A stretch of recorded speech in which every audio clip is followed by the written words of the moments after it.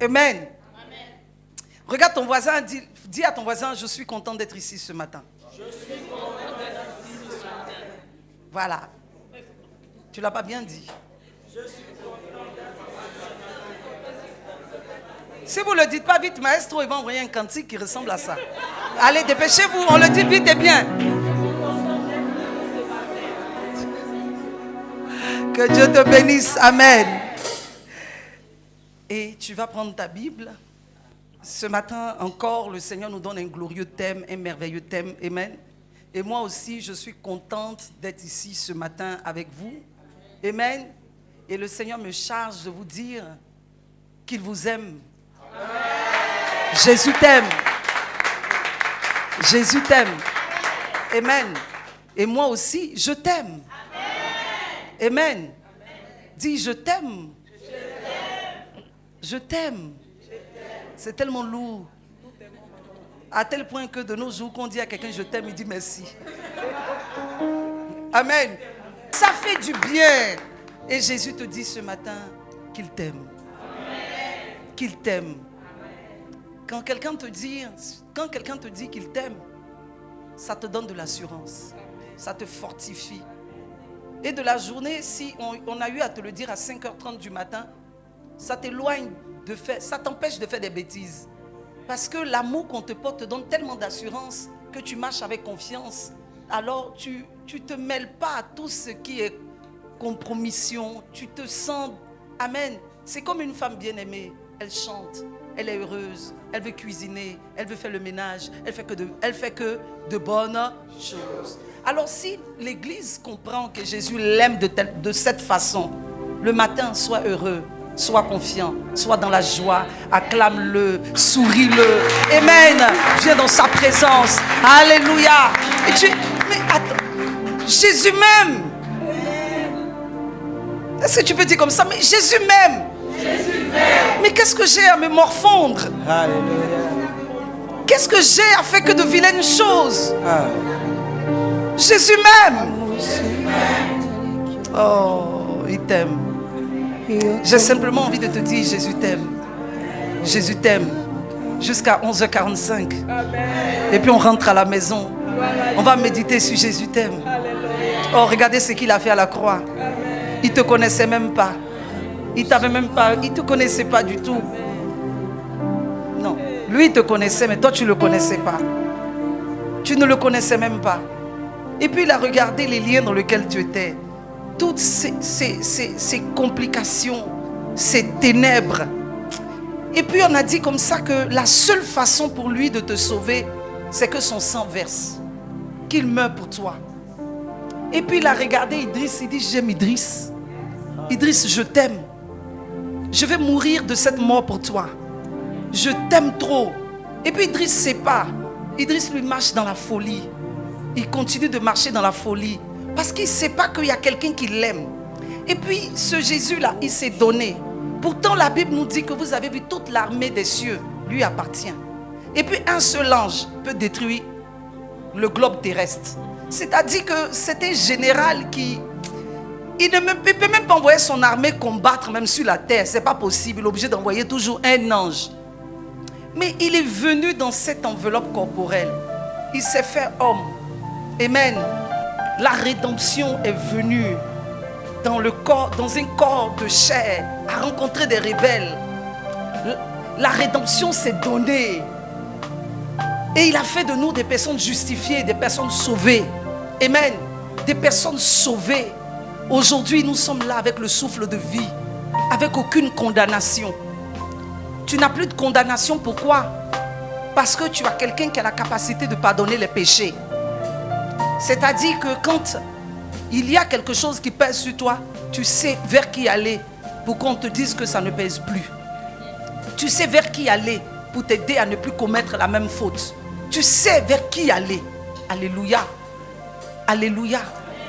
Et il a dit qu'il n'y a pas meilleur acte d'amour que de mourir pour son ami. Même s'il te donnait de l'argent, l'argent ne pouvait pas t'accorder le salut.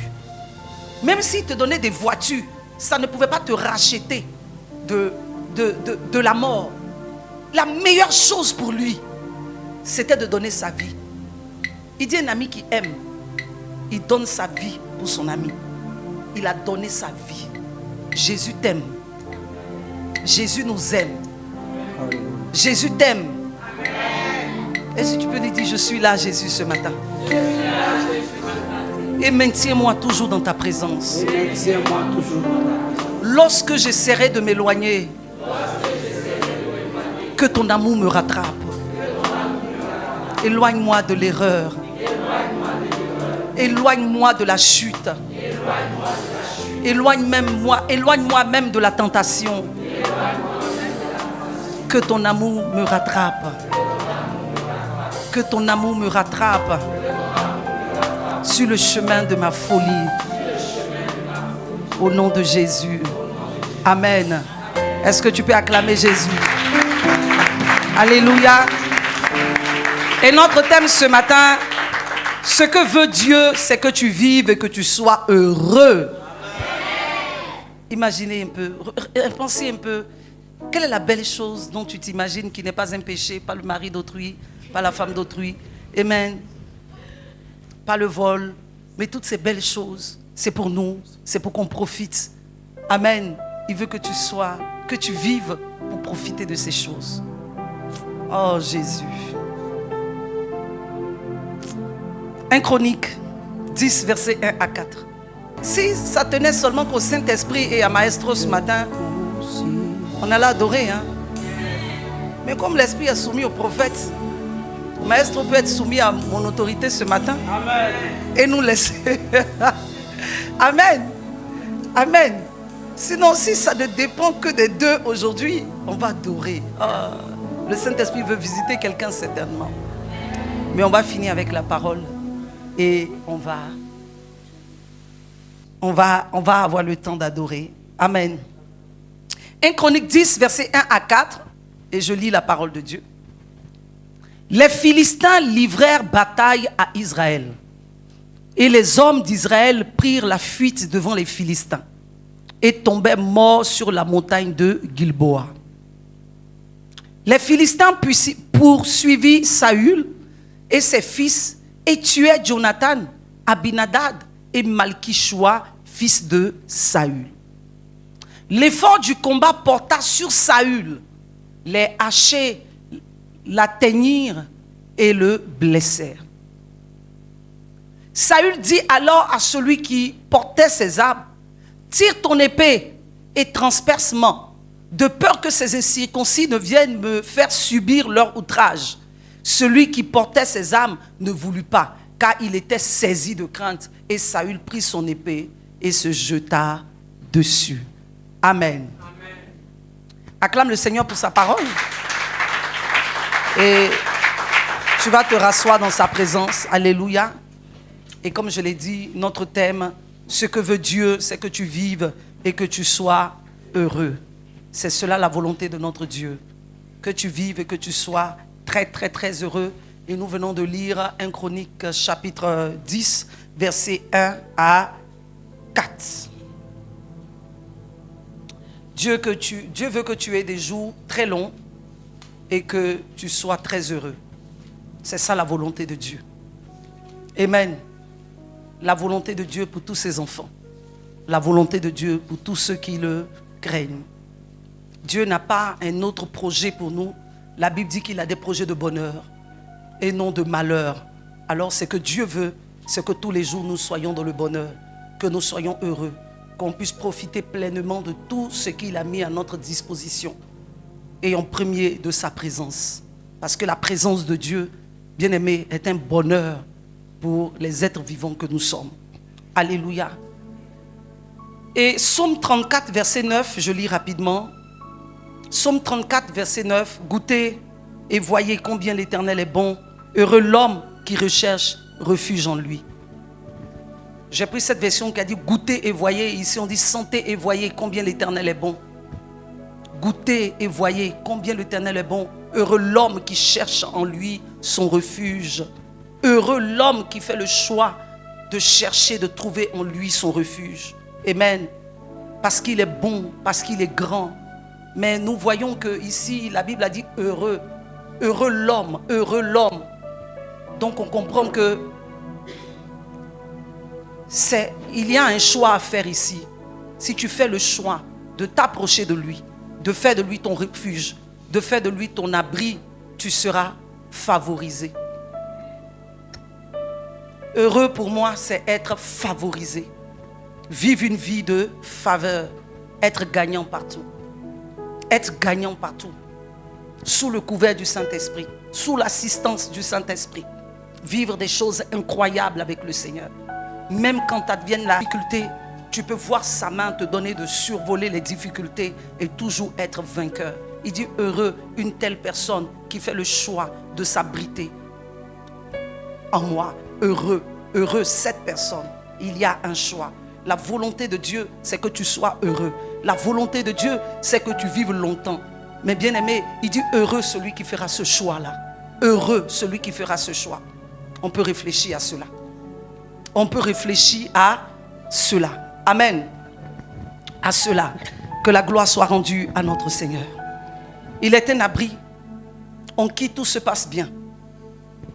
Ne l'oublie pas. Jésus est un abri en qui tout se passe bien. En lui, tout se passe bien. Il dit heureux, favorisé, etc., etc. Celui qui est en moi, en lui, tout se passe bien. Alors si en lui, tout se passe bien, hors de lui, tout se passe mal. Et je crois que ce matin, Dieu va parler à quelqu'un, Dieu va bénir quelqu'un ce matin. Depuis le mois de décembre, nous ne prêchons plus pour 2024, nous prêchons pour 2025. Une nouvelle année se prépare. Tu peux le dire à ton voisin, une nouvelle année se prépare. Une nouvelle année se prépare. Amen. Si tu ne vois jamais de nouvelles choses t'arriver, il faut commencer toi-même à faire de nouvelles choses. Il faut changer d'attitude. Je ne sais pas ce que tu as été toutes ces années jusqu'en 2024. Amen.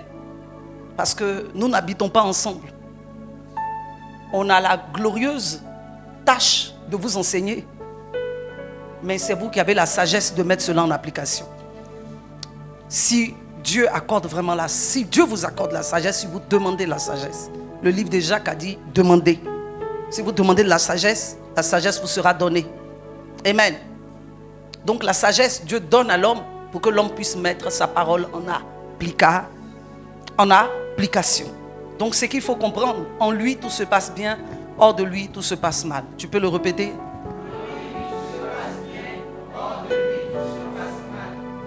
Quelqu'un dira, mais on sait, mais on va répéter une deuxième fois. En lui tout se passe bien.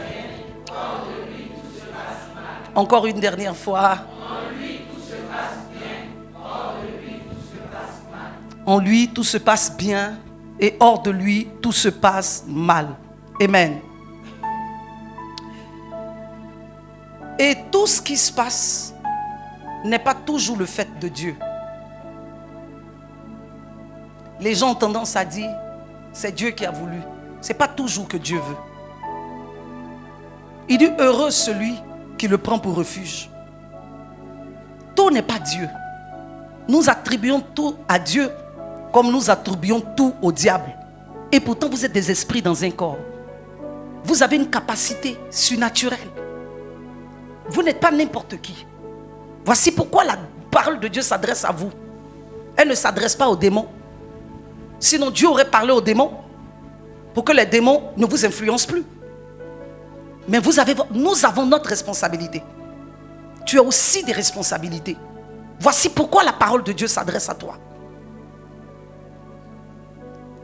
Et quand tout se passe mal, tout n'est pas le fait de Dieu. Quand ça va mal, tout ce que Dieu fait est bon. Ce n'est pas le fait de Dieu. La bonté de Dieu lorsque tout se passe mal, c'est lorsque ce Dieu-là vient pour rattraper le tir et puis t'empêcher peut-être le pire. C'est certainement parce qu'il sauve qu'on croit que c'est lui. Dieu n'a pas prévu pour nous d'échec parce qu'il n'a pas créé l'échec. Est-ce qu'à la création, il était mentionné qu'il y avait l'échec? Quand il a créé toutes ces choses, dans Genèse, chapitre 1, quelqu'un a-t-il vu l'échec? Quelqu'un a-t-il vu le mal? Quelqu'un a-t-il vu la corruption? Dieu n'a pas créé l'échec. Alors si Dieu n'a pas créé l'échec, il ne peut pas te souhaiter l'échec. Il ne peut pas vouloir pour toi l'échec. Il veut pour toi que ce qu'il a créé. Il veut pour toi que ce qu'il a mis à ta disposition. Voici ce que Dieu veut. Dieu veut qu'on soit heureux. Dieu veut qu'on vive longtemps. Dieu veut beaucoup de belles choses pour nous. Et tout n'est pas de son fait. Et ça, il ne faut pas l'oublier ce matin. Et nous avons lu 1 Chronique 10, versets 1 à 4, qui nous a parlé de quelque chose. D'une guerre qui s'est passée dans les montagnes de Gilboa. Le roi Saül et 3 de ses fils. Et la Bible dit ce jour-là, ça a été la chute du roi Saül. Un grand roi est mort. Mais aujourd'hui, je ne vais pas te parler de Saül. Je vais te parler de quelqu'un qui accompagnait Saül, qui a accompagné Saül à Gilboa, dans les montagnes de Gilboa. Un homme de bien, tu peux le dire. Un homme de bien qui a accompagné Saül dans les montagnes de Gilboa. Aujourd'hui, on va parler de lui. On va parler de Jonathan. Dieu veut te parler de Jonathan. Alléluia. Jonathan, un homme de foi et un héros. Selon 1 Samuel, chapitre 14, nous ne lirons pas. Pour ceux qui prennent note, tu verras ses exploits là-bas. Les exploits de Jonathan. Un homme de foi. Un homme de foi et un héros. Jonathan est également le fils aîné du roi Saül. Fils aîné du roi Saül, devenu très ami avec David après que David ait tué Goliath. Amen. Et ce jour-là, selon 1 Samuel 18, verset 1, je veux qu'on lise parce que ce verset est très important. David avait achevé de parler à Saül et dès lors, l'âme de Jonathan fut attachée à l'âme de David et Jonathan l'aimait comme son âme. Quand David remporte cette victoire contre Goliath, il va rentrer au palais.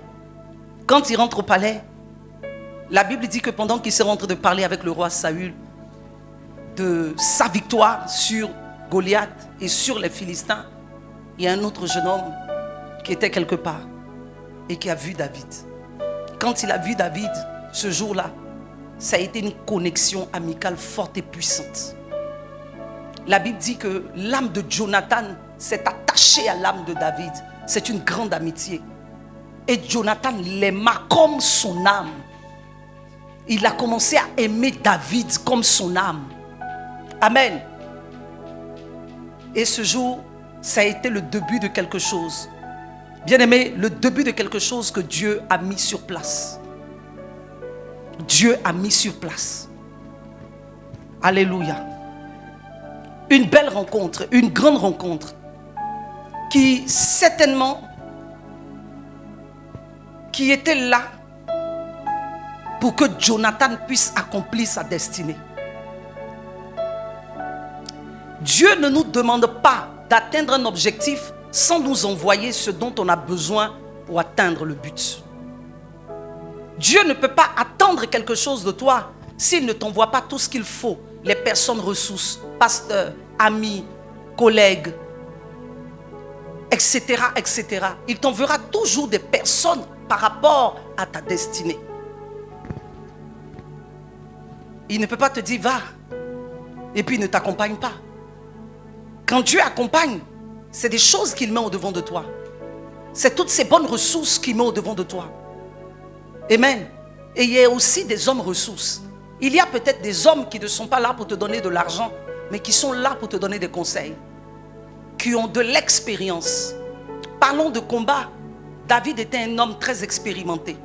Avant de combattre les hommes, nous savons tous qu'il a combattu les lions et les ours. C'est un homme qui avait déjà l'expérience dans le combat avec les animaux et qui venait d'avoir une belle victoire qui rentrait dans toute sa liste d'expérience contre un géant. Certainement que Jonathan n'avait jamais combattu jusqu'auparavant, même son père le roi. Pour dire qu'il n'y a jamais de rencontre fortuite. Quand le Seigneur veut quelque chose, tout de suite, il mettra en place les personnes qu'il faut ce qu'il faut pour que ta destinée s'accomplisse. Alléluia. Je crois que ce matin, quelqu'un est avec moi, tu ne dors pas. Alors, bien-aimé, tu dois comprendre que la vie que tu mènes n'est pas un film. Ce n'est pas un film. Dans les films, il y a tellement un beau scénario qu'on demande aux acteurs d'imiter certaines scènes, de faire certaines choses. Et puis quand le scénariste voit que tu n'es pas en train de faire exactement ce qu'il veut, on dit coupez et reprenez. C'est ça, hein, pendant les tournages. Coupez et reprenez. Ça, c'est dans les films. Mon ami, ça c'est dans les films. Qu'Hollywood n'influence pas tes réalités. Que les Nollywood n'influencent pas tes réalités. Que les Bollywood n'influencent pas tes réalités. Dans la vraie vie, il y a également un scénario qui est réel. Sauf que dans la vraie vie, il n'y a pas de couper et de reprenez. Dans la vraie vie, il n'y a pas de couper et de reprenez. Donc souvent, certaines erreurs peuvent nous être très fatales. Il n'y a pas, oh, excusez-moi, je reprends la scène 2 ans plus tard. Il n'y a pas, oh non, j'ai fauté ici. Je reprends la scène, je reviens, 6 mois plus tard. Bien-aimé, ça peut faire rire. Mais je suis en train de te parler de quelque chose qui est vrai. Nous entrons dans une nouvelle année. Il y a Dieu sur la terre. Mais il y a toi. Il y a toi aussi. Dieu est là, il est avec nous. Mais il y a toi aussi parce que Dieu ne brigande pas. Dieu n'oblige en rien. Dieu ne nous oblige pas. Il y a ta part de responsabilité pour l'accomplissement de ta destinée. Il y a ta part de responsabilité. Ce matin, nous sommes en train de parler d'un homme bon. Un homme craignant Dieu et un héros qui est mort quelque part. Qui est mort facilement quelque part. Et pendant que la Bible nous parlait d'une connexion. Une connexion qui est intervenue dans sa vie qui n'était pas censée disparaître. Mais qui devait l'aider à accomplir sa destinée. La question que j'ai envie de te poser, mais il faisait quoi à Gilboa? Que faisait-il là-bas? Et puis où était David? Et pourquoi Jonathan est là-bas? La Bible dit qu'il aimait comme sa propre âme. Comme sa propre âme. Voici pourquoi je le reviens dessus. La vie n'est pas un film. Ta vie là, ce n'est pas un film. Tu ne peux pas faire couper, reprenez. Parce que tu n'es pas le scénariste de ton film. Il y a un scénariste. Il y a quelqu'un qui a écrit. Et toi, tu dois obéir. Sinon, de peur que tu sois en train de réécrire ton histoire. Une autre branche de ton histoire quelque part. Et je prie au nom de Jésus que ce matin, le Seigneur ouvre tes oreilles et que tu comprennes son message. Jonathan ne devait pas mourir, mais il est mort à Gilboa. Il ne devait pas mourir, mais il est mort à Gilboa. Sauf qu'il y a eu quelque chose qui s'est passé. Et je parle à toute l'église. Il y a eu quelque chose qui s'est passé. Amen. Jonathan était dans le mauvais lieu. En train de faire le mauvais combat auprès de la mauvaise personne. Est-ce qu'on se comprend? Jonathan ne devait pas mourir. Mais il était dans le mauvais endroit. En train de mener le mauvais combat. Si l'apôtre Paul a pu dire « J'ai mené le bon combat », c'est qu'il y a des mauvais combats. Mauvais lieu, mauvais combat auprès des mauvaises personnes. Voici ce qui a tué Jonathan. Sinon Jonathan ne devait pas mourir. Mais là, les chrétiens qui ne sont pas spirituels vont dire « Ah, c'est le fait de Dieu, tout ce que Dieu fait. » Vous n'avez pas idée de ceux qui vont retrouver Dieu, puis Dieu les regarde et puis fait ça. Si seulement. Si seulement. Je refuse si seulement dans ta vie, dans le nom de Jésus. Mauvais lieu, mauvais combat auprès des mauvaises personnes. Auprès des mauvaises personnes. Voici ce qui a condamné Jonathan sur un champ de bataille, dans un combat dans lequel Dieu ne l'a pas appelé, dans un lieu où Dieu ne l'a pas invité, auprès des personnes que Dieu a rejetées. Quand Dieu rejette une personne, ou quand Dieu rejette un groupe de personnes, tu vas espérer avoir quoi? Le couvert de Dieu, la protection de Dieu, la sécurité de Dieu. Impossible. Dieu, quand il te dit je ne suis pas en un lieu, plus rien ne te protège. Plus rien ne garantit ta protection. Plus rien ne garantit ta survie dans ce lieu. Dieu n'est pas là-bas. Dieu n'est pas avec ces personnes. Dieu n'est pas avec eux. Donc plus rien ne garantit quoi que ce soit te concerne. Non.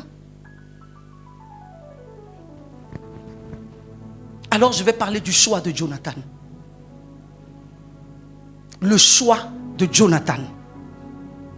Jonathan a dû choisir entre son père Saül, entre son père le roi Saül, que Dieu avait rejeté,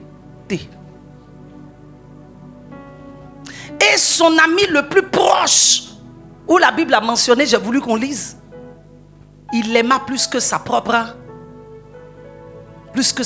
âme. Mais Jonathan a dû choisir. Quelqu'un ici va me dire, mais ça laisse qu'on peut choisir. Mais c'est son papa. Et puis son ami. Il y avait son père, le roi. Et il y avait son ami, David. Même si la Bible a précisé qu'il aimait plus que sa propre âme. Mais Saül reste quand même son papa. Mais c'est là, moi, j'ai envie de te dire une seule chose. Peu importe qui ça peut être, quand Dieu rejette une personne, il a rejeté. Peu importe qui ça peut être. Parce qu'à cette époque de la mort de Jonathan, tout Israël était clair sur le fait que Dieu ne voulait plus de Saül. Donc Jonathan savait que Dieu ne voulait plus de son père Saül, du roi Saül. Et comme il aimait David plus que sa propre âme, et qu'ils étaient très proches, Jonathan devait savoir que ce jour-là, dans la maison d'Isaïe, David a été un roi à la place de son père. David a été un roi à la place de son père. Pour dire que le choix de Jonathan ne devait pas être porté sur ce qui est logique selon les hommes, mais selon Dieu. Selon Dieu. Concernant Dieu, cher ami, nous n'avons pas d'erreur à commettre. Il y avait son père que Dieu a rejeté et son plus proche ami avec qui Dieu était. Et je prie dans le nom de Jésus que l'erreur de Jonathan ne soit pas ton partage cette année 2024, 2025. Je prie dans le nom de Jésus que le Seigneur te donne de faire que de bons choix. De bons choix dans ton année 2025. Dans le nom de Jésus. Et cette précision est de taille. Pourquoi je précise cela? Bien-aimé, parce que ne faisons pas semblant d'être ignorants. Je le dis pourquoi? Souvent nous faisons semblant d'être ignorants parce que nous faisons nos choix en fonction de nos besoins égoïstes. Voici pourquoi j'ai toujours l'habitude de dire que je me méfie des personnes qui sont toujours en train de dire « Hé maman, je ne savais pas. » Quand une personne fait cela 3 fois, je commence à m'en méfier. C'est-à-dire qu'on parle, mais toi, tu n'entends jamais. Dieu te montre, mais tu ne vois pas. Il y a des gens qui font semblant de ne pas voir parce qu'ils sont conduits par leurs besoins égoïstes. Ils sont toujours en train de « Je suis désolé. Maman, pardon, je ne savais pas. » Faites attention, il faut savoir. Quand Dieu te parle, il faut écouter. Quand il te montre, il faut voir. Parce que quand je ne savais pas comment ça s'alignait dans ta vie, Bien-aimé, tu n'es pas loin d'une chute terrible. Pendant que Jonathan essayait de protéger plus ou moins David des griffes de son père, parce qu'il défendait son ami. Non, papa, ne fais pas ça. Non, papa, ne fais pas ça. Et son père, à chaque fois, lui disait, non, je ne ferai pas. Non, non, non, toi aussi, je ne vais pas tuer David, t'inquiète pas. Un soir, la Bible dit que David a appelé Jonathan et a dit à Jonathan, il faut discerner, ça suffit. Ton je ne sais pas, je ne vois pas, il faut discerner. Ce que ton père est, c'est sous ton nez, c'est sous tes yeux. Commence à comprendre, commence à voir que c'est un hypocrite. Il a un double langage. Il a ce qu'il fait. Il a ce qu'il dit lorsque tu es là. Et il y a ce qu'il a envie de faire lorsque tu es absent. Mais vous savez l'attitude de Jonathan? Je n'ai pas vu. Je n'ai pas vu. Vous ne voyez jamais rien. Parce que vous ne voulez pas voir la vérité. Le bien devient mal. Le mal devient bien. Je n'ai pas vu. Je n'ai pas su. Non, il ne fera pas ça. Pourtant, tu sais qu'on est ton père. Tu connais son règne. Tu sais ce que Dieu a dit de lui. Tu sais ce que son prophète a dit sur lui. Ce que Samuel a dit. En marchant avec David, tu as vu l'onction qui était sur la vie de David. Tu as vu les exploits de David. La preuve, votre amitié a commencé lorsqu'il a vaincu Goliath. Des signes que Dieu te montre. Mais je n'ai pas vu. Je n'ai pas su. Je ne vois pas. Quoi, quel que soit ce que Dieu montre. Et beaucoup ici sont ceux qui ne voient jamais rien. Je prie dans le nom de Jésus que tu vois, que tu entendes, que tu sentes. Parce que tout cela va influencer tes choix. Ça va influencer tes choix. Alléluia. Alléluia. Parce que c'est ton choix qui détermine ta fin. Ton choix déterminera ta fin. Si Dieu n'est pas avec Saül, que fais-tu avec Saül?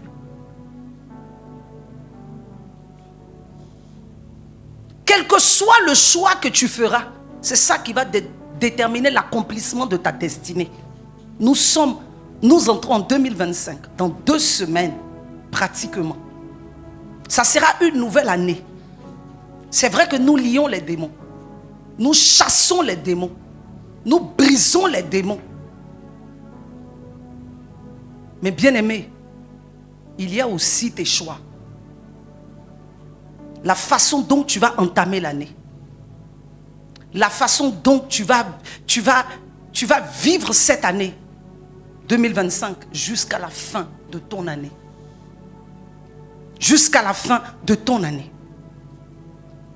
Dans notre vie quotidienne, nous faisons de nombreux choix qui peuvent être catégorisés comme des semences. Nombreux choix qui peuvent être catégorisés comme des semences. Amen. Chaque choix, chaque action est une graine que tu plantes.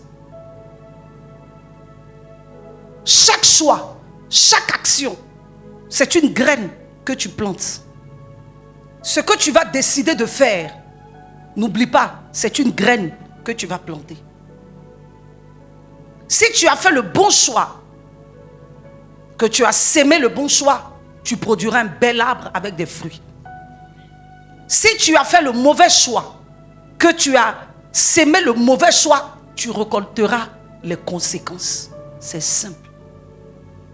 Laissez les sorciers se reposer. Laissez-les se reposer. Toi-même, tu sais faire de bons choix. Parce que tu ne manges pas le poisson cru. Tu ne manges pas la viande fraîche. Tu dois pouvoir faire les meilleurs choix de ta vie. À la lumière de la parole. Il y avait un homme que Dieu a rejeté. Et un homme que Dieu a oint. Il y a des attitudes que Dieu approuve. Et des attitudes que Dieu n'approuve pas. Il y a des choses que Dieu approuve. Il y a des choses que Dieu n'approuve pas. Tu connais la parole. Tu sais ce qui est bien. Tu sais ce qui est mal. alors tu dois pouvoir faire le meilleur choix. Le meilleur choix pour ta vie. Je crois ce matin que quelqu'un est très en train de m'écouter. Tu dois pouvoir faire le meilleur choix de ta vie. Galates chapitre 6, versets 7 à 8. Lis la parole du Seigneur. Ne vous y trompez pas. On ne se moque pas de Dieu. Ce qu'un homme aura semé, il le moissonnera aussi. Celui qui sème pour sa chair, moissonnera de la chair la corruption. Mais celui qui sème pour l'esprit, moissonnera de l'esprit la vie éternelle. Amen. Celui qui sème pour sa chair, moissonnera de la chair la corruption. C'est-à-dire que si tu cèdes à tes désirs égoïstes, on va aller pas à pas. Nous sommes dans une nouvelle année. Il y a des gens à qui ici on prêche la chasteté, l'abstinence, mais qui ont décidé de ne pas faire cela. Eux, ils ont décidé d'avoir plusieurs partenaires. C'est ton choix. C'est ton choix. Qu'on n'accuse pas les démons de ta famille. Amen. Ou bien les démons de ta famille ont un genre qu'ils choisissent. Eux-mêmes, ils ont le goût et c'est eux qui t'imposent leur goût. Pour dire quoi? C'est ton choix. C'est toi qui as décidé de t'opposer à la parole de Dieu. Nous sommes dans une nouvelle année. Moi, je le dis parce qu'on est déjà en 2025. Dans une nouvelle année. Et c'est à toi de faire le choix de ce qui est bien. Dieu ne t'oblige en rien. Mais il a dit dans sa parole, voici le bien, voici le mal, mais choisis le bien, afin que tu vives. Voici le bien, afin que tu vives. Quel que soit ce que tu choisis, il y a sa conséquence, bonne ou mauvaise. Bonne ou mauvaise. Aujourd'hui, je veux que tout le monde ouvre ses oreilles. Amen. Et qu'on écoute. Parce que ta vie ne dépend que de toi seul. Ta vie ne dépend que de toi seul.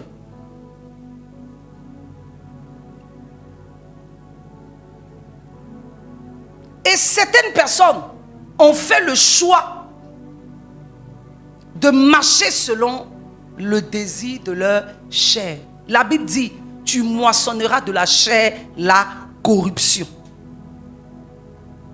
Désir égoïste à sa conséquence. Autrement dit, Jonathan, sachant que Dieu a rejeté Saül, si on veut parler du désir égoïste, était-il avec Saül? Pourquoi? Même si c'est son père. Quelqu'un va dire c'est mon papa. Quelqu'un dira mais c'est mon papa. Les chrétiens charnels ici, ceux qui ont le truc de faire toujours les mauvais choix dans leur vie. Mais c'est mon papa. Les gens de l'esprit diront mais Dieu n'est plus avec lui. Mais parlant de désir égoïste, était-il là-bas à cause de son statut de prince? Question. Était-il là-bas à cause des avantages d'être sur une grande armée, la grande armée du pays? Pour parler de ce qui est de la motivation de nos choix. Qu'est-ce qui motive nos choix? Était-il là-bas pourquoi? Il était appelé petit prince. Il avait les avantages du royaume, un palais.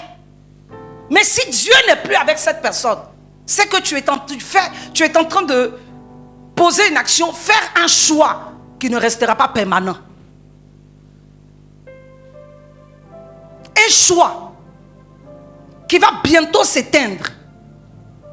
Bien aimé, vous savez, il y a ces choix que nous faisons des personnes avec qui nous marchons, des gens avec qui nous marchons. Mais quand tu vois la personne avec qui tu marches, le groupe dans lequel tu es, on n'a même pas besoin de pronostiquer. Quand ça n'a pas de base sur le Seigneur, ça va mourir bientôt. Donc ne soyons pas entêtés dans ce que nous faisons. Ce matin, je parle certainement à quelqu'un qui peut rebrousser chemin avant qu'il ne soit trop tard. Dans ses choix. Ou je parle à quelqu'un qui sera certainement confronté en 2025 à faire un choix. Mais si le choix que tu auras à faire, tu as ton plaisir personnel, ton titre, ton statut, des acclamations, et puis que Dieu n'a pas sa part, il faut revoir ton choix. Pourquoi Jonathan était-il là-bas? Parce qu'il y a certaines personnes qui font leur choix en fonction des acclamations personnelles qu'ils ont envie d'avoir. Je parle à quelqu'un ce matin. Tu es ici. Mais comme tu n'es pas le leader, on ne te voit pas. Est-ce qu'on peut voir la personne?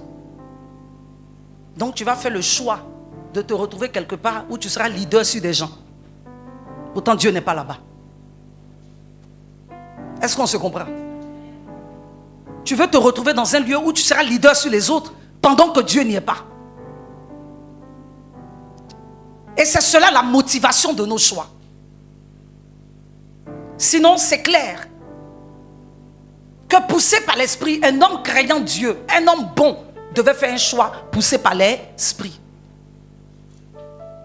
Mais celui qui sème de sa chair moissonnera de la chair la corruption.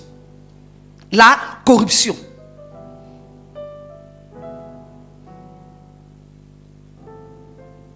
Et je crois que la parole de Dieu est en train d'édifier quelqu'un. Parce que nous allons dans une nouvelle année, amis du Seigneur. Et dans cette nouvelle année, il y a des erreurs que qu'on le veuille ou non, nous ne pouvons pas le faire. Nous ne devons pas faire cela. Et souvent, les motivations de nos choix, la jalousie, la convoitise, la rivalité, les concurrences, la méchanceté. Tu poursuis ton propre plaisir. Tu es à la recherche de ton propre plaisir. Il faut qu'on parle de toi. Il faut que tu accomplisses ce que toi tu as toujours voulu accomplir. Et en fonction de cela, certaines personnes ont fait des choix où certainement que cela se présentera à toi. Tu récolteras la corruption, la ruine, la dévastation et la mort. Ce que veut Dieu, c'est que tu sois heureux. Ce que veut Dieu, c'est que tu vives. Mais tout part à partir de nos choix. Quels seront tes choix pour l'an 2025? Jonathan est mort parce qu'il était dans le mauvais lieu, en train de mener un mauvais combat auprès des mauvaises personnes. Auprès des mauvaises personnes. Pour dire qu'il y a un carrefour de la vie de tout enfant de Dieu, il y a certaines choses que tu le veuilles ou non dont tu dois t'en séparer. Fais le bon choix de te séparer de certaines personnes. Fais le bon choix de te séparer de certaines amitiés. Fais le bon choix de te séparer de toute personne nuisible. Le meilleur choix qu'aurait dû faire Jonathan, c'était de se séparer de celui que Dieu avait rejeté. Tu ne peux pas garder dans ta vie quelqu'un que Dieu a rejeté. Parce que tu te mets du camp de ceux que Dieu a rejetés. Sauf que ce qui est triste dans l'église, ce qui est triste chez les enfants de Dieu, notre choix est toujours porté vers ceux qui donnent à nos désirs charnels de se développer. Ou on calomnie, ou on détruit, ou on anéantit, ou on boit beaucoup, ou on se prostitue beaucoup. Ça veut dire dans des lieux où l'esprit ne peut pas grandir. Les personnes avec qui l'esprit ne peut pas grandir. On fait le choix d'être de ce côté-ci avec ces personnes. Pourquoi? Parce que cela satisfait notre chair. C'est vrai que nous taillons, nous brisons, nous chassons les démons. Mais bien aimé, ce que nous devons comprendre pour cette nouvelle année qui commence, ton choix est capital. Ton choix est capital. Parce que quel que soit le choix que tu vas faire, bien-aimé, tu auras soit l'avantage du bon choix ou la conséquence du mauvais choix. Du mauvais choix. Tout le mandat de Saül, en un seul instant, il n'a pensé faire entrer l'arche de l'alliance dans son pays. Quelqu'un qui n'avait pas Dieu comme priorité. Quelqu'un que Dieu a rejeté. 1 Chronique 10, 14 dit: il ne concita point l'Éternel, alors l'Éternel le fit mourir et transféra la royauté à David, fils d'Ésaïe. Quelqu'un qui n'avait pas Dieu comme priorité. La Bible dit comme il faisait rien avec Dieu ou qu'il faisait tout sans Dieu, Dieu a transféré la royauté à David et il a fait mourir Saül. Pour dire à quelqu'un ce matin que la mort était réservée à qui? La mort était réservée à Saül et non à Jonathan. À Gilboa ce jour-là, c'est Saül qui devait mourir et non Jonathan. Mais sauf que Jonathan s'est retrouvé auprès de Saül dans les combats de Saül. Il y a certains combats qu'on fait auprès de certaines personnes dans lesquelles Dieu n'est pas. Dieu n'est pas. Mais le choix de Jonathan a emporté Jonathan à la mort. Alléluia. Alléluia. Amen. Alléluia. Amen. Tu peux dire: je suis présent, Seigneur. Je suis présent, Seigneur. Et certaines personnes ont compromis leur valeur à cause de leur choix. À cause de ton choix, tu as compromis tes valeurs. Tu as brisé ta vie. Et tu as brisé ta relation avec Dieu. À cause des choix. Maestro a fait un post que j'ai aimé. Il dit: choisir, c'est laisser. Il a mis comme ça: choisir, c'est laisser. Mais on est tous passés dessus. On est tous passés dessus. Mais quand je me suis arrêté sur choisir, c'est laisser, j'ai médité dessus. Quand c'est une seule chose, ce n'est plus un choix. N'est-ce pas? C'est une chose qu'on t'impose. Mais on parle de choix lorsque c'est deux. C'est deux camps. C'est deux dieux. C'est deux personnes. Donc si on t'a donné deux choses en même temps, quand tu choisis un, tu laisses l'autre. Choisir, c'est forcément laisser. Voici pourquoi, bien-aimé, tu ne dois pas faire l'erreur de laisser ce qui est de Dieu et de choisir ce qui est de l'ennemi. Cette erreur-là, tu ne dois pas la faire, quel que soit ce qui se passe. Quel que soit ce qui se passe. Le choix du diable est tellement séducteur parce qu'on se dit que forcément, c'est là-bas qu'il faut être. C'est quand même son père. Il y a toujours des choses concernant le choix du diable.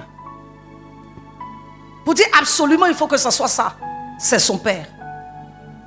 Mais peu importe ce que la chose peut être, est-ce que Dieu est dans le choix que tu fais?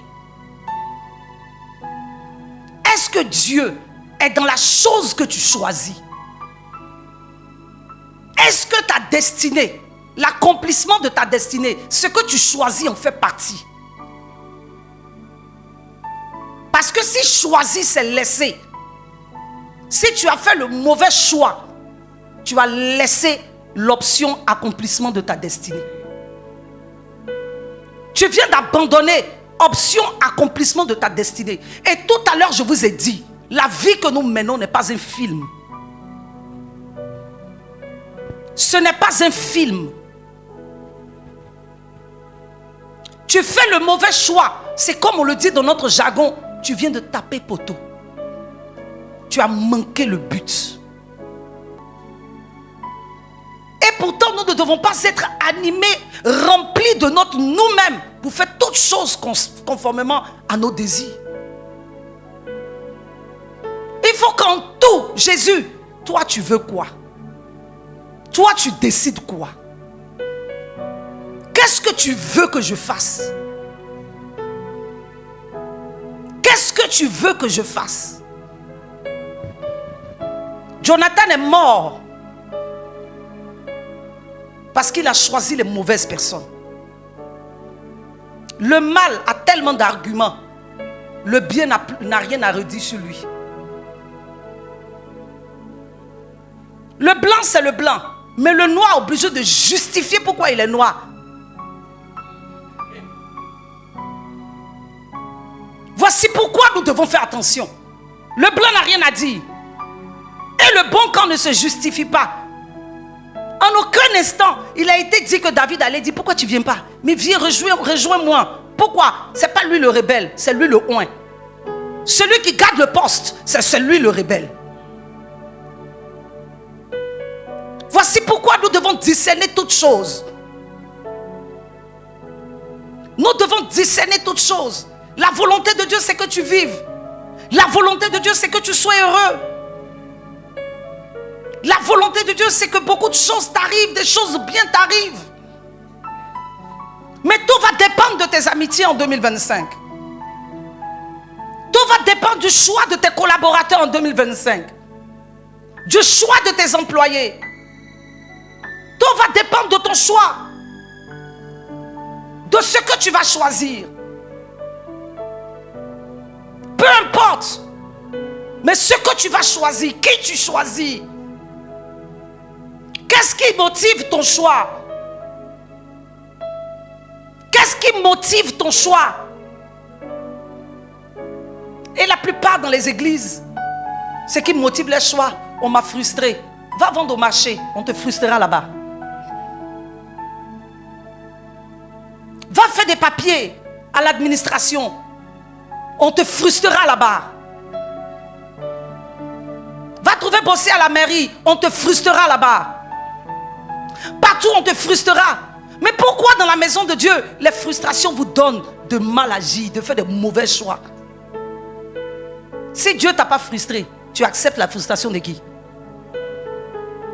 Si Dieu ne t'a pas frustré, toi tu acceptes les frustrations de qui? Tu acceptes les frustrations de qui? On dira peut-être pour Jonathan, il a toujours voulu maintenir son titre de petit prince. Donc il s'est battu pour ça. Donc il a fait le mauvais choix. Mais toi, tes choix sont motivés par quoi?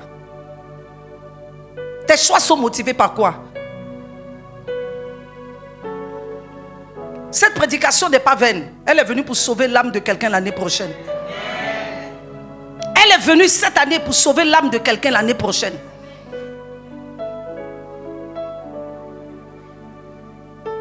Te sauver d'un danger en 2025. Tu vas te rappeler de ce qui est dit aujourd'hui. Tu vas te rappeler de cela. Et tu vas avoir l'humilité de demander à Dieu, Seigneur, qu'est-ce que je dois faire? Où je dois être? Auprès de qui je dois être? Satan est méchant. Lorsqu'il nous fait croire que le bien est mal et que le mal est bien. Mais vous savez une chose, la plupart du temps de ceux qui font des mauvais choix dans l'église, c'est les gens même qui ont le cœur déjà corrompu.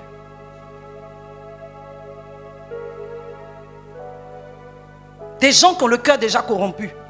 Il y a des gens qui sont persuadés dans les églises que leur pasteur ne les aime pas. Mais le pasteur assistant rebelle, c'est lui qui t'aime.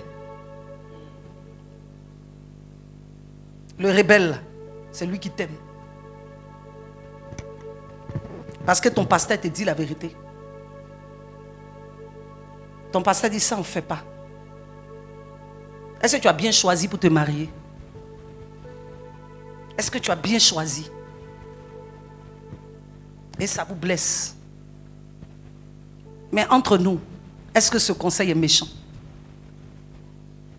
Est-ce que tu as bien fait ton choix d'habitation? Est-ce que tu as bien fait ton choix? Maintenant, si vous ne voulez pas que les pasteurs vous donnent des conseils, n'exposez pas vos problèmes. Fais ton choix. Et puis viens lui dire, je me marie par exemple l'année prochaine. Je voyage demain. Mais si tu es venu, c'est parce que tu cherches une orientation. Maintenant qu'on t'a donné l'orientation, tu es frustré. Pourquoi?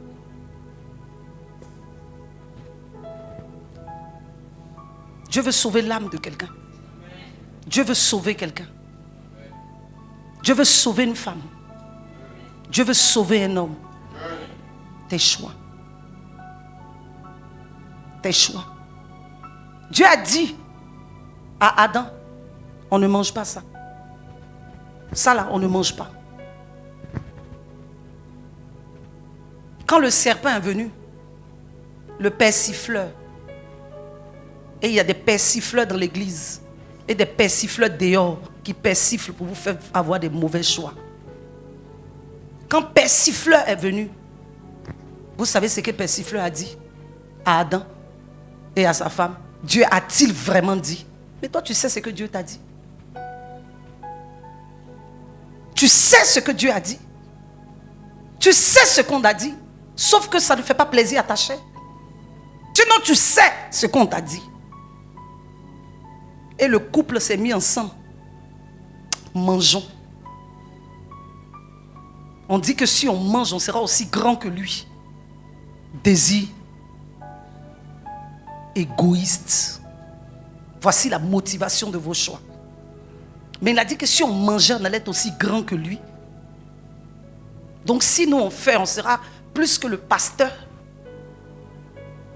On sera plus que maman. On sera plus que notre frère. On sera plus, quels que soient nos choix.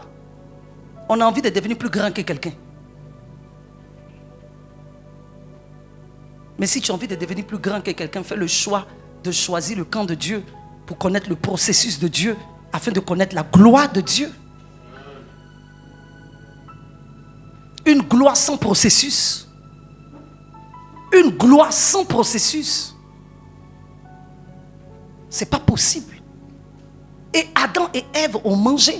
C'était leur choix. Satan n'a pas mis dans leur bouche. Satan n'a pas mis dans leur bouche. C'est ton choix, mon frère. C'est ton choix, ma soeur.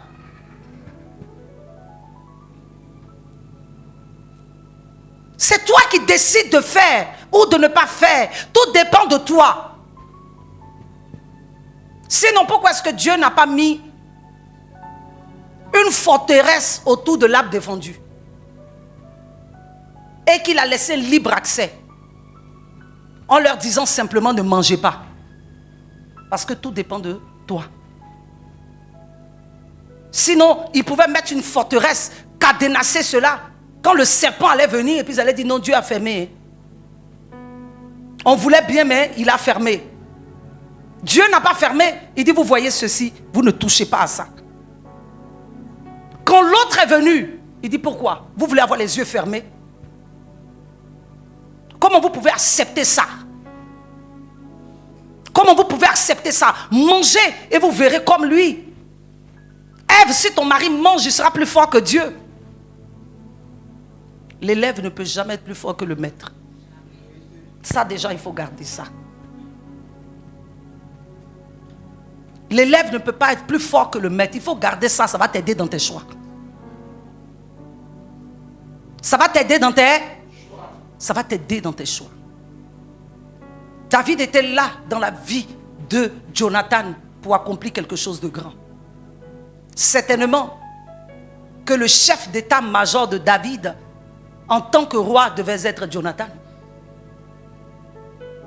Mais il y a des postes de second que vous n'aimez pas. Vous préférez choisir là où vous allez être héritier et être au premier poste. Parce que si je suis David, je suis second.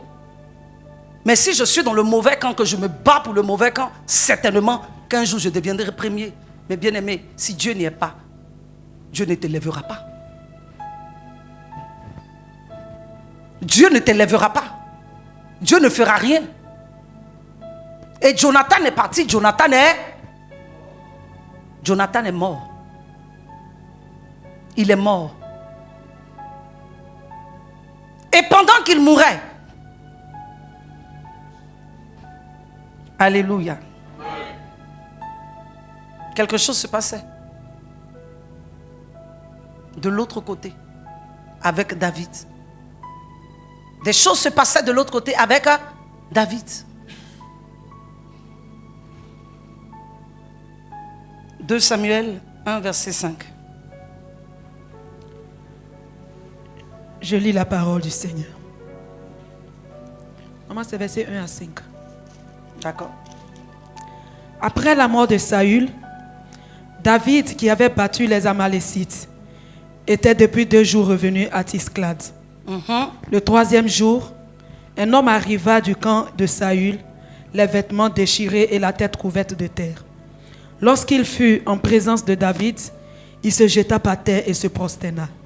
David lui dit, « D'où viens-tu » Et il lui répondit, « Je me suis sauvé du camp d'Israël. » David lui dit, « Que s'est-il passé? Dis-moi donc. » Et il répondit, « Le peuple s'est enfui du champ de bataille, et un grand nombre d'hommes sont tombés et ont péri.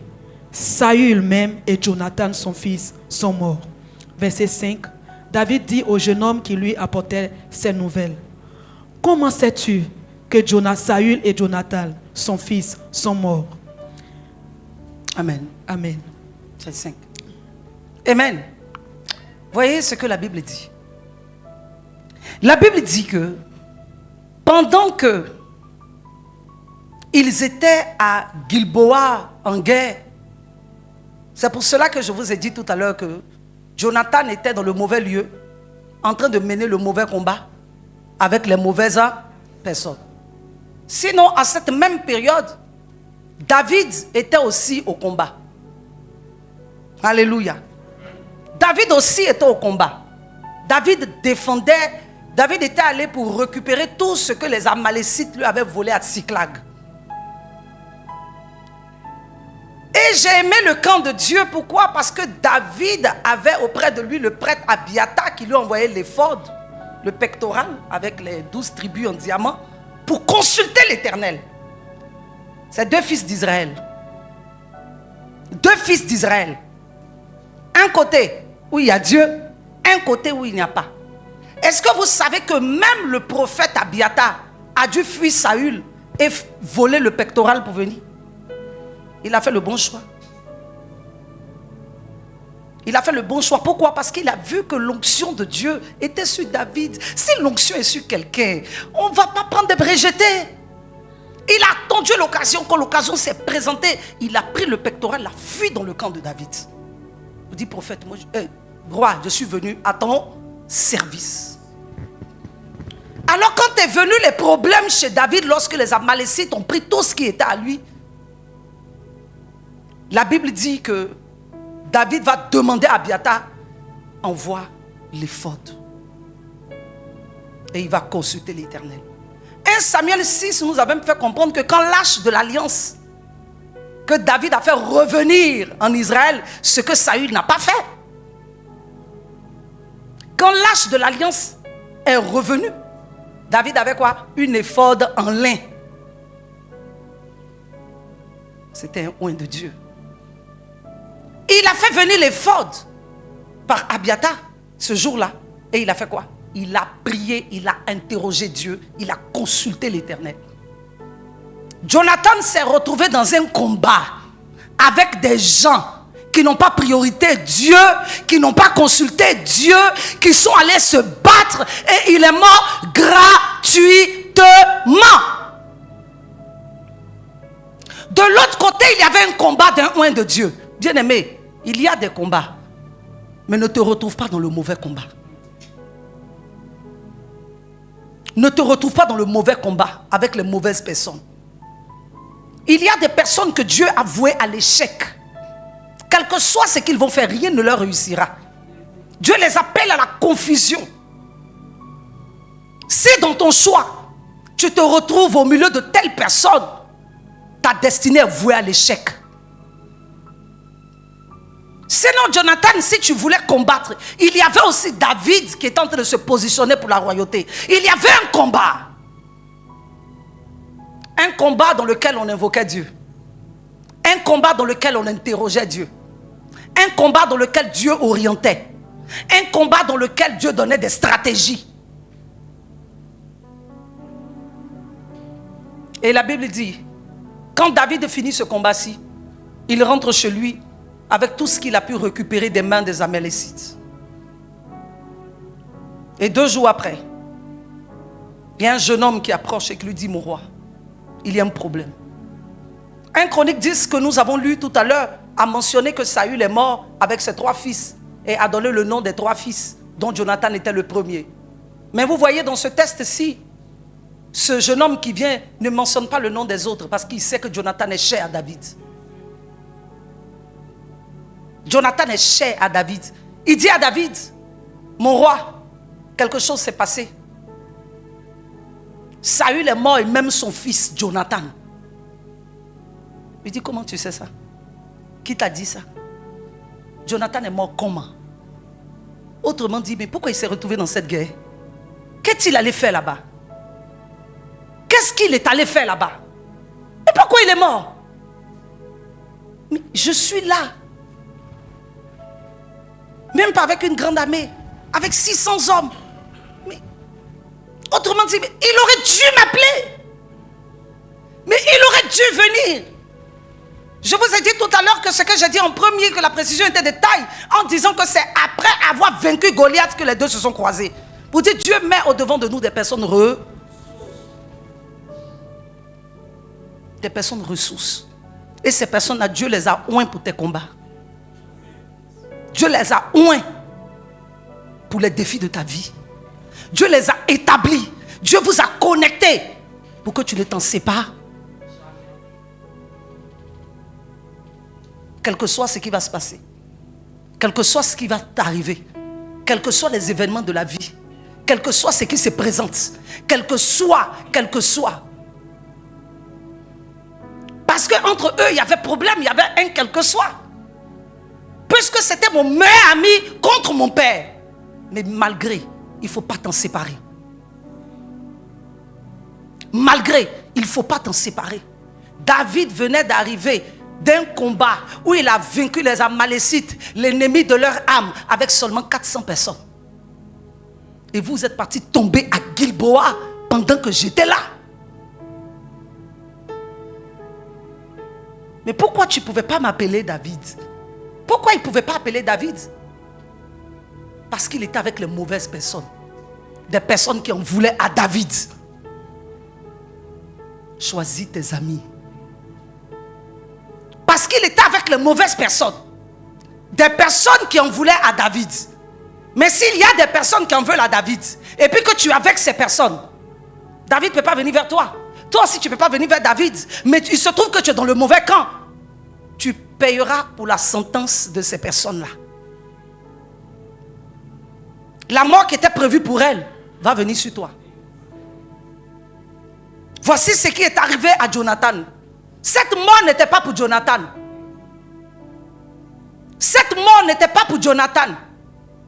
Cette mort était pour Saül. C'est Saül que Dieu a rejeté. Dieu n'a pas rejeté Jonathan. C'est Saül que Dieu a rejeté. Dieu n'a pas rejeté Jonathan. Jonathan, pourquoi tu es mort?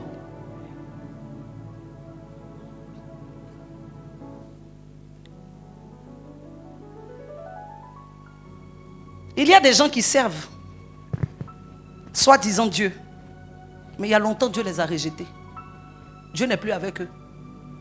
Leur prière ne peut plus rien faire pour toi. La Bible dit quoi? Le combat pesait sur Saül. Il n'avait plus sa force. Il n'avait plus l'onction. Il avait tout perdu. Il avait perdu privilège. Il avait perdu faveur. Même si autrefois il était bien, aujourd'hui il est dépouillé. Dieu a tout enlevé. Le combat pèse sur Saül. Donc si le combat pèse sur celui sur qui vous comptez, et vous? Quel est l'homme ressource que Dieu a envoyé dans ta vie? C'est qui l'homme ressource que Dieu a envoyé dans ta vie? Saül, le combat pèse sur lui, donc il ne peut pas te défendre. Il n'est pas loin. Le combat pesait sur Saül. Lui seul On dit quoi? Une flèche de loin, un haché. Allez, viser. Fiou! Saül les battait. Maintenant, vous qui l'avez accompagné dans son combat, où il est déchu depuis longtemps, vous êtes mort avec lui. Vous êtes mort avec lui. La Bible dit, il ne consulta point l'Éternel, alors l'Éternel fit mourir, le fit mourir et transféra la royauté à David, fils d'Isaïe. Est-ce que Dieu, la Bible a dit, les fit mourir? Parce que c'était Saül qui avait problème.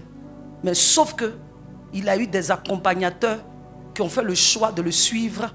2025, là, je t'en supplie. Il faut choisir Dieu. Il faut choisir Dieu. Il faut choisir le camp de Dieu. Il faut choisir là où Dieu réside. Il faut choisir là où on consulte Dieu.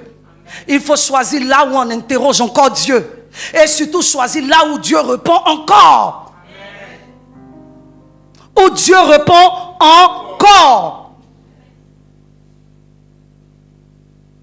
Dieu est-il de quel côté?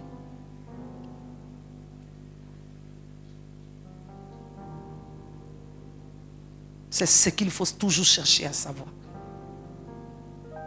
Peu importe ce que subira ta chair, peu importe ce que ta chair va subir,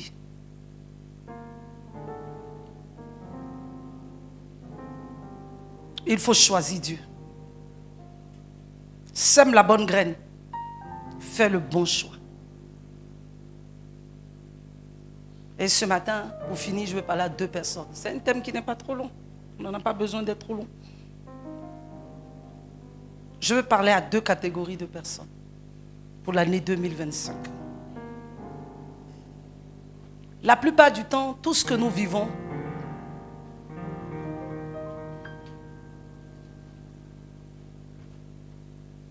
mon papa a dit, c'est à l'église les gens prennent leur malédiction. Souvent, tout ce que certaines personnes vivent là, ce n'est pas leur famille, hein. C'est à l'église. Quand il a dit ça, il a été très édifié. Je veux parler à 2 catégories de personnes cette année où on rentre. Il faut que ta foi soit ferme et intelligente.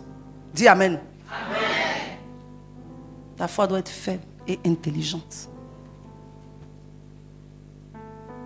Ésaïe 51 a dit, verset 1, porte le regard sur le rocher d'où tu as été taillé. Porte le regard. Ils ont mis. Il dit, écoutez-moi, vous qui poursuivez la justice, qui cherchez l'Éternel. Portez les regards sur le rocher d'où vous avez été taillé. Voici le rocher qu'elle a. Un exemple. Et puis tu as été taillé d'où? Tu as été taillé de ce rocher.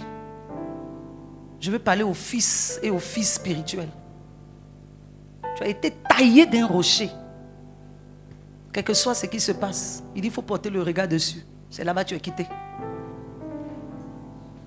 Tu as été taillé. Donc si tu as été taillé d'un rocher, tu es le morceau du rocher. Est-ce que tu comprends français? Amen. Si tu as été taillé d'un rocher, c'est que tu es quoi? Tu es un morceau du... C'est de là-bas que tu viens. Tu ne peux pas aller te greffer à une brique. Ça ne marche pas.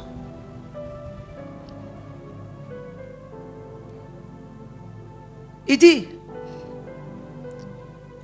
sur le creux de la fosse, une autre version a dit,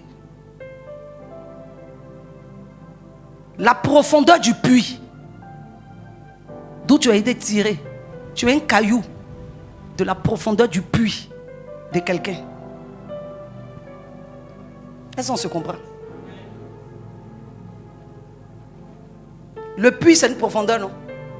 Il y a de l'eau, qui est l'onction, n'est-ce pas? Et puis tu as une pierre qu'on a fait sortir. Et puis tu marches. Il faut savoir où tu es quitté. les choix de déconnexion qui vont te connecter à la mort, il faut savoir d'où tu as été taillé. D'où tu as été taillé. Il faut faire des choix pour ne montrer aux autres que tu n'es pas un greffage. Et que tu es la pierre d'origine qui a été arrachée du rocher.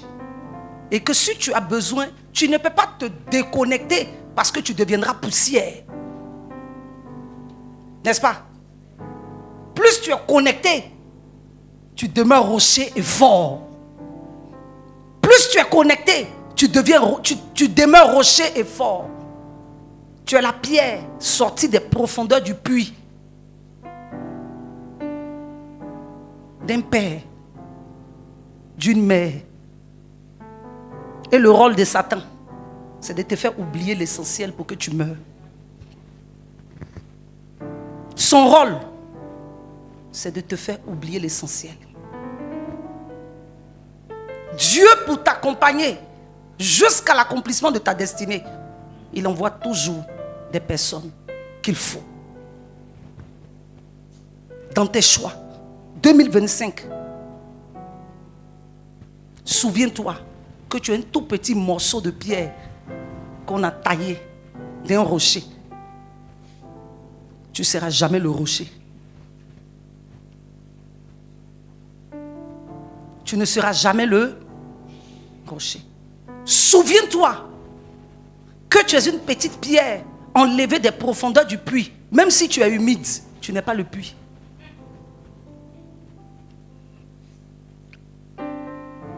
Même si tu es humide, tu n'es pas le puits. Que Satan échoue concernant ta destinée. Que ta chair échoue concernant ta destinée. Et que tout ce que Dieu a prévu pour toi, que cela t'arrive. Qu'il te donne l'intelligence de faire le bon choix. Et je veux parler à cette deuxième catégorie de personnes. Les chrétiens qui s'appellent chrétiens mais éloignés de Dieu. Toi, tu es un chrétien éloigné de Dieu par tes actions. Si David était à l'image de Dieu, que Jonathan était à l'image des chrétiens, Jésus pouvait demander à celui qui a annoncé la mort de Jonathan, mais il allait mourir où? Chrétien éloigné de Dieu, chrétien séparé de Dieu, mais qui te rappelle tous les jours que tu es chrétien le dimanche à 5h du matin parce que tu dois venir à l'église. Mais entre 14h et samedi encore, dimanche prochain à 5h du matin, toi tu es païen. C'est ce qu'on appelle être séparé de Dieu. Tu vas mourir loin de Dieu. Tu vas mourir loin de Dieu. 2025 est l'année du bon choix. L'année du bon choix. Et moi j'ai voulu vous parler ainsi, poussé par l'esprit, parce que je me dis qu'il y a certaines choses quand vous ne savez pas, vous êtes ignorant. Il faut te rapprocher de plus en plus de Christ et abandonner ta vie mondaine. Il faut te rapprocher de plus en plus et abandonner ta vie mondaine. Et au peuple du Havre, portez le regard sur la pierre d'où vous avez été taillé. Portez le regard sur le puits, dans le creux du puits où on vous a retiré. Que Satan et ses anges déchus ne vous mettent pas dans leur filet. Autant Dieu envoie des personnes ressources pour l'accomplissement de ta destinée, Satan aussi envoie des personnes ressources pour ta mort subite. Tous ceux qui vous acclament lorsque vous parlez de vous ne vous disent pas forcément la vérité. Et dans les choses spirituelles, celui qui va prendre ta défense, c'est celui qui creuse ta tombe. Alors il ne te dit jamais la vérité pour dire on ne fait pas ça. Tous ceux qui vont dire tu fais bien, tu as bien fait, leurs paroles sont des pioches. Ils sont en train de piocher. Ils sont en train de piocher. Ce que Dieu veut, c'est que tu vives en faisant de bons choix. C'est que tu vives en regardant d'où tu as été taillé. De quel puits tu es sorti. d'où tu as été taillé. Quelqu'un dit, j'étais musulman et je suis devenu chrétien par un tel serviteur, par une telle servante. C'est mon père, c'est ma mère, c'est la personne qui m'a donné l'évangile, c'est la personne qui m'a donné la mamelle spirituelle et je suis devenu ce que je suis. Donc c'est de là-bas que tu as été taillé. Tu es où aujourd'hui? Pourquoi ce problème? Où tu es aujourd'hui? Où tu es? C'est quel choix tu as fait? Quels sont les choix de ta vie? Tu es avec qui? Auprès de qui? Je dis, quel que soit le niveau de la bâtisse, si ce n'est pas le rocher d'où tu as été taillé, il ne peut pas avoir de greffage. Rien ne va se passer. Rien ne se passera. 2025. Que Satan prenne sa route, toi aussi prends ta route. Que les agents du diable prennent leur route, toi aussi prends ta route. 2025, tes choix doivent être guidés par le Saint-Esprit. Là où Dieu n'y est pas, quelle que soit la beauté, quelle que soit la beauté, quelles que soient les propositions, tu n'as pas le droit d'y être. Et le Seigneur m'a donné un message pendant que je priais. Il m'a dit 2025 sera une année où les finances vont être débloquées. Mais laissez-moi parler. Une année où les finances vont être débloquées. L'argent va tellement circuler. Je ne sais pas les raisons pour lesquelles l'argent va circuler, mais on n'a pas parlé. Mais c'est ce qu'il m'a dit. Il dit faites très attention en même temps pour ne pas faire le choix de la corruption. Faites très attention. Parce que quand une grâce se présente, il faut que celui qui vient pour pervertir la grâce soit là. Celui qui vient pour pervertir la grâce soit là. Fidèle. Chrétien. Fidèle chrétien. On est dans une vie où il n'y a pas coupé, reprenez.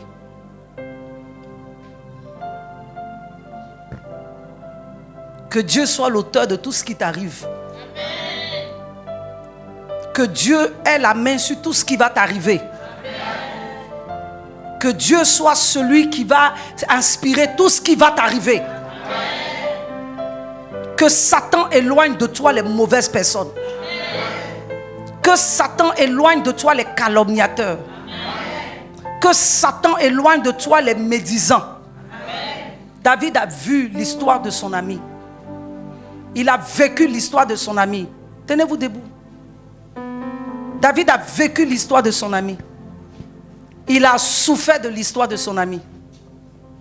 Et il a pu dire dans le psaume 1, heureux ceux qui ne marchent pas, qui ne s'assiedent pas, qui ne marchent pas selon le conseil des méchants. Il dit heureux si dans ta vie, Dieu t'éloigne d'une mauvaise amie. Tu es heureux. Si Dieu t'éloigne des mauvais parents, car si David, si Jonathan avait été séparé de Saül, il serait en vie. Il serait, il dit heureux,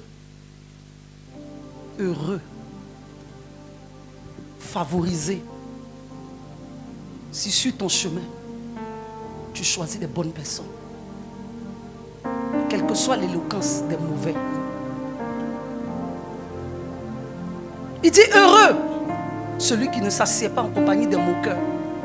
Il y a des renards, des amis renards, des ex-frères en Christ renards, des loups voraces, des dévoreurs de destinée. Des gens, quel que soit ce qu'ils feront, Dieu n'est plus avec eux. Dieu n'est plus dans tout ce qu'ils entreprennent. Ils te prendront pour cible parce que ta grâce les dérange. Que tes choix soient inspirés par Dieu. Que la fatalité qui est arrivée à Jonathan ne t'arrive pas ici en 2025. Que cette mort subite et précoce arrivée à Jonathan ne t'arrive pas. Que le Seigneur te donne d'être auprès de ceux qu'il veut, là où il veut, en train de mêler le combat qu'il veut.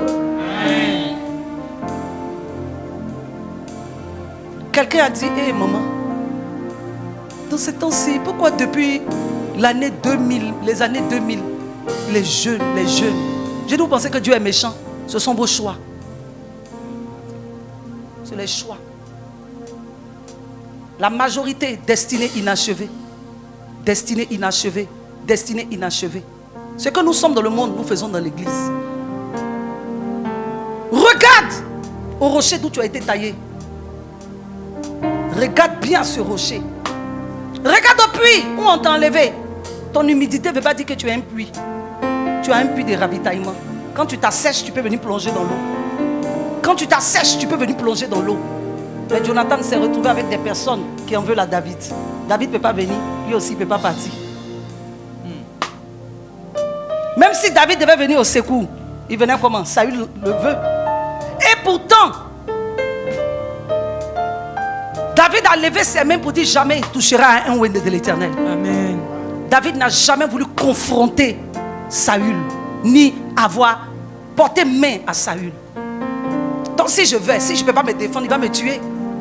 Donc Jonathan, si tu ne viens pas, reste là-bas. David est parti avec 400 hommes contre les Amalécites. Et il est revenu. Amen. Jonathan est parti avec Saül, toute l'armée d'Israël. Je dis toute l'armée d'Israël. Il y a eu des défaite. Quand Dieu n'est pas quelque part, quel que soit ce que vous avez, ça ne produit pas. Amen. Ils sont partis avec toute l'armée. Toute l'armée. Saül, grand combattant. Jonathan et ses deux frères, de grands combattants. Défaite. Tout le monde mort. Vous savez ce qu'ils ont fait de Jonathan, l'ami de David? Ils l'ont brûlé. Ils ont brûlé son corps. Quand David est arrivé, c'est les os qu'ils ont trouvés. Et puis il l'a enterré. Il a dit seulement mon ami si j'étais là. Seulement si j'étais là. Avec mes 400 hommes. Mes 400 hommes. On a le pilier de l'évangile. On a la puissance de Dieu. On a le feu de Dieu. On a la présence de Dieu. Dieu nous parle encore. Dieu nous répond encore. Dieu nous conduit encore. Si seulement j'étais 2025. Regarde au rocher où tu as été taillé. Au puits où on t'a enlevé.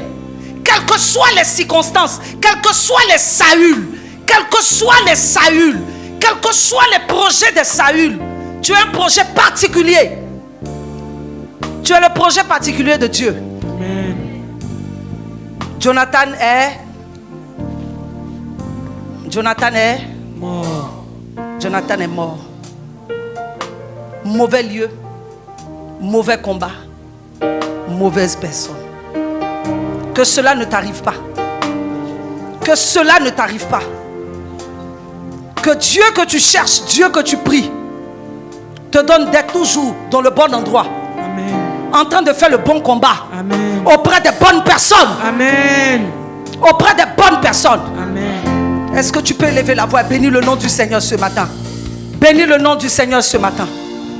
Bénis le nom du Seigneur ce matin. Jésus. Bénis le nom du Seigneur pour l'année 2025 qui vient. Fais le meilleur choix. Parce que s'il te donne ce message, c'est pour t'éloigner de l'erreur. C'est pour t'éloigner de la mort. C'est pour t'éloigner de la chute. C'est pour t'éloigner de quelque chose. Il y a quelque chose dont Dieu veut t'éloigner.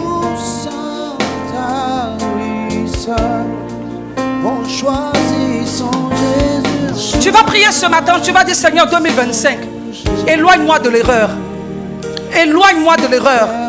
Éloigne-moi. Je ne veux pas faire de mauvais choix. Je veux m'appuyer sur toi, m'appuyer sur ta parole. Regardez au rocher d'où je suis sorti. J'ai été taillé. Le puits d'où je suis sorti. Éloigne-moi de l'erreur. La source. En choisissant Jésus. En choisissant Jésus. Tu fais le meilleur. Tu fais le meilleur choix. Car Jésus est d'amour, la source intarissable. Car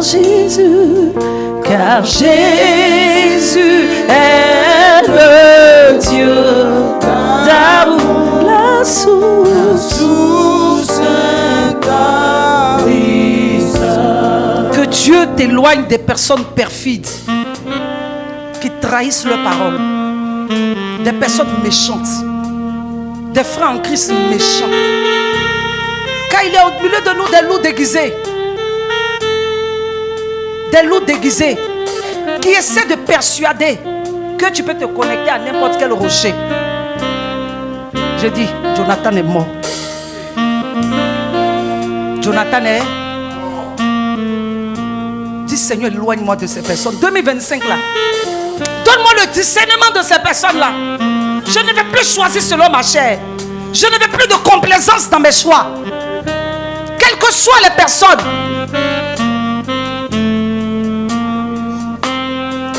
Car Jésus est le Dieu d'amour, la source intarissable. Tu vas dire au Seigneur, souvent, quand Dieu vous envoie des personnes ressources, vous ne savez pas pourquoi les personnes sont là dans vos vies. C'était pour un jour comme celui-ci à Gilboa. C'était pour un jour comme celui-ci à Gilboa. Où il a crié au secours. Et puis David est loin, il ne t'entend pas. Il ne t'entend pas. Parce que s'il était là, il serait venu promptement. Oui, mon ami Jonathan, dis-moi qu'est-ce qui ne va pas. Tu vas dire au Seigneur, donne-moi de discerner les personnes ressources que tu me donnes. Je ne veux plus avoir la stupidité de m'en séparer pour rien. Pour rien. Pour n'importe quelle cause. Je ne veux pas avoir la stupidité de m'en séparer. Bien aimé, il n'y a jamais de rencontre fortuite. Tout ce que Dieu fait, c'est à dessein. Pourquoi tu es là, toi, tu ne sais pas. Tu crois que tu es venu à l'église. C'est pour un jour comme à Gilboa. Hey. C'était pour un jour comme à Gilboa. Quelqu'un devait être là, à Gilboa. Quelqu'un devait être tout près, pas loin. Pour dire, mon ami, tu n'iras pas sur cette montagne.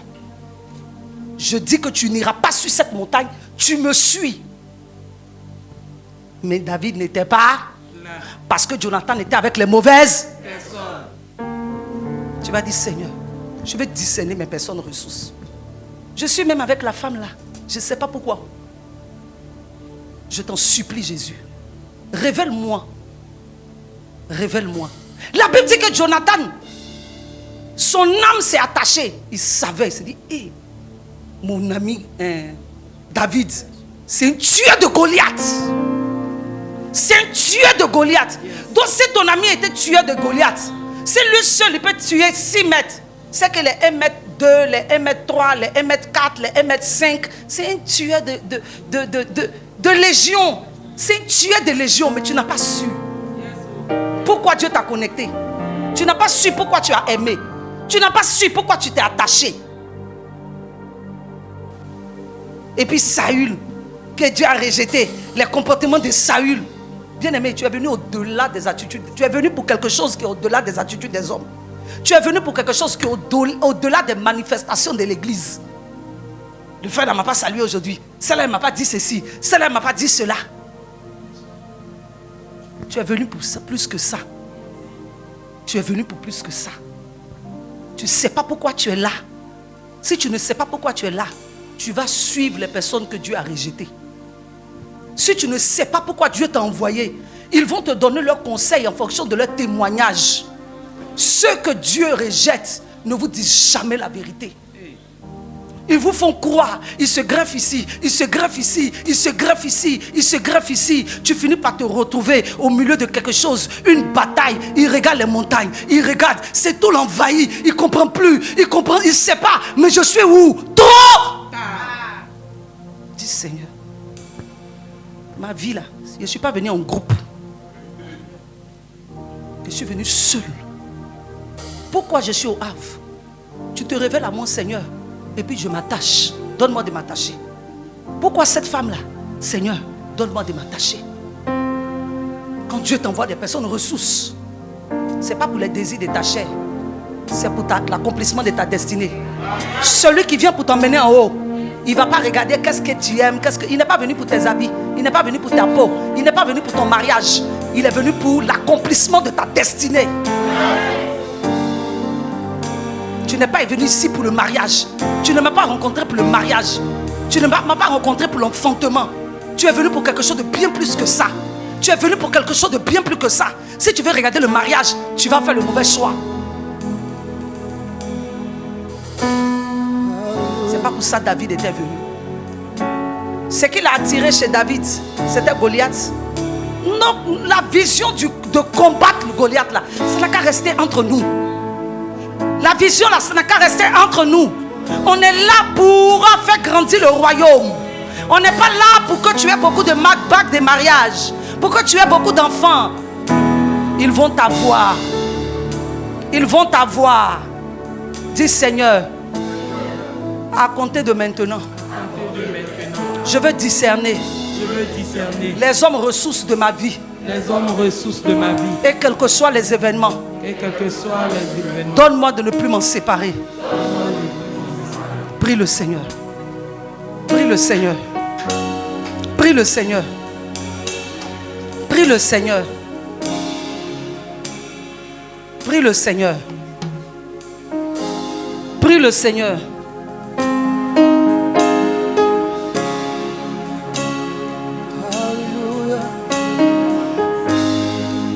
Les brocharababos. Je compte que sur toi.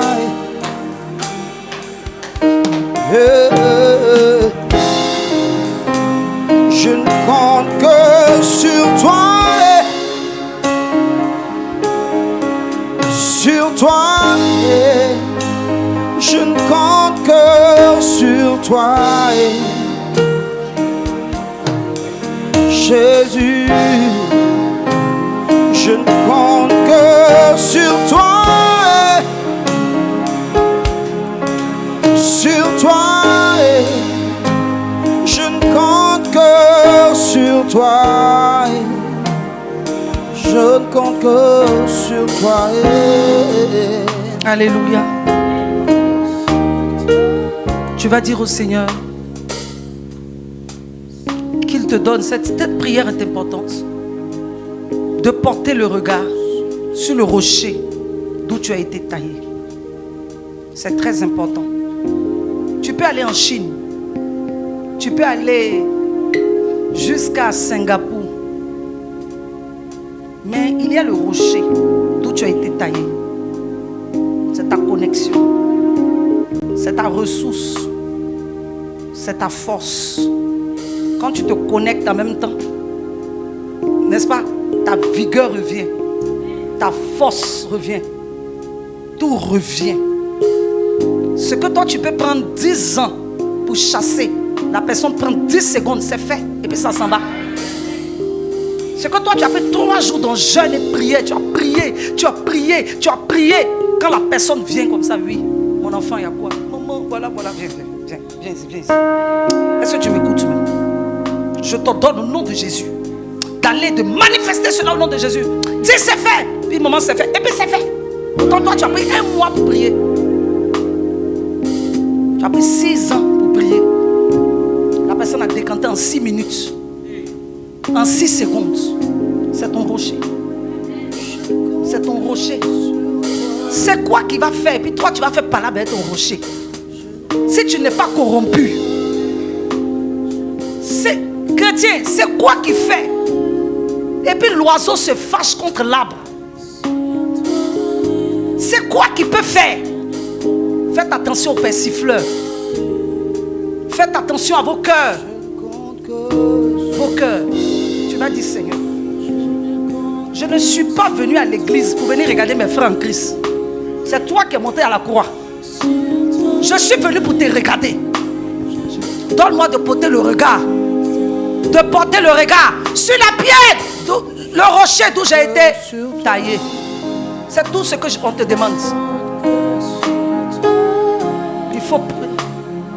C'est pour ton année 2025, Dieu est en train de t'aider comme ça. Hein?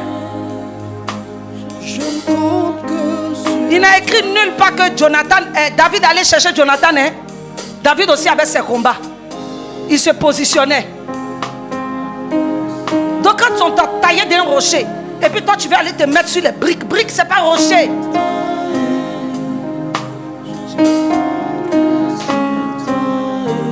Béton, c'est pas le rocher. Je ne compte que sur toi, Jésus. Je ne compte que sur toi. Prie bien. J'ai dit prie bien. Sur toi. Seigneur, donne-moi de regarder dans la profondeur du puits où j'ai été retiré. Sur toi. Toi seul dis que je ne compte que sur toi. Je ne compte que sur toi. Sur toi. Sur toi. Je ne compte que sur toi. Sur toi. Toi seul est source. Amen. Amen. Tu es exaucé. Je dis tu es exaucé. Acclame le Seigneur. Tu es exaucé, acclame le Seigneur.